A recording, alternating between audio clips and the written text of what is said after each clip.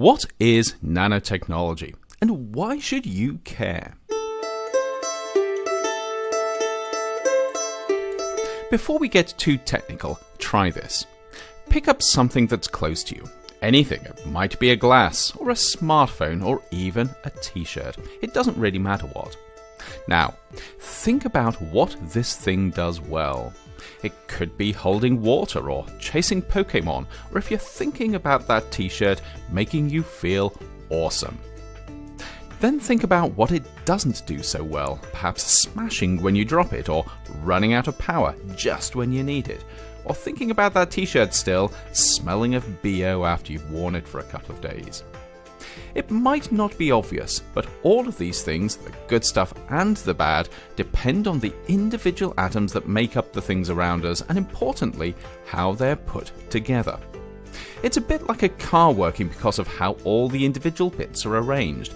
It's not just a case of having 4 wheels, an engine and a steering wheel. They all have to be in the right place if you want a car that gets you to where you're going without falling apart. Of course, atoms are a bit smaller than the wheels on a car, but the same idea holds.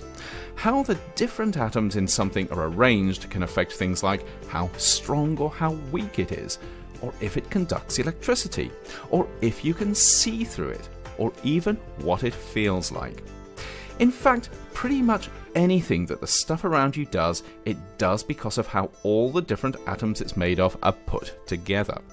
And this includes the things that you don't want stuff to do, like breaking, or smelling, or running out of power. If we were really smart, of course, we'd make the stuff around us work better simply by doing a better job of arranging the different atoms it's made of. And if we were smarter still, we could make totally new stuff by putting atoms together in ways that we'd never done before. We could even start to create stuff that behaves in quite unusual ways, because when you start playing around with atoms, you can tap into some really weird quantum physics.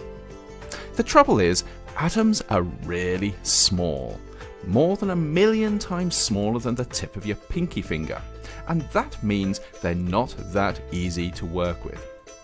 But over the past few years, scientists and engineers have become increasingly good at designing and engineering materials down at the level of atoms or small groups of atoms. And because this new technology involved doing stuff at such a minute scale, it's called nanotechnology.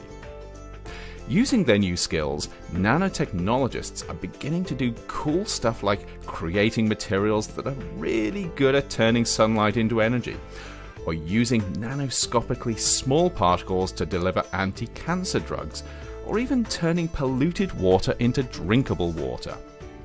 They're even finding new ways to make glass that doesn't break when you drop it, batteries that last longer, and even t-shirts that smell fresh after you've worn them for a few days. This is really powerful tech. It's helping us to do stuff we couldn't even dream of just a few years ago. But because nanotechnology is so powerful, we need to be really careful how we use it, just in case we end up causing more problems than we solve. The last thing we want is to make better solar cells that also destroy the environment, or design more efficient water filters that just happen to cause more pollution. Because of this, scientists and others are working hard to make sure we develop and use nanotechnology responsibly. But this isn't just down to nanotechnologists. It's something everyone can be part of, because at the end of the day, it's up to us to decide just how much we want nanotechnology-enabled products and what we're willing to put up with to get them.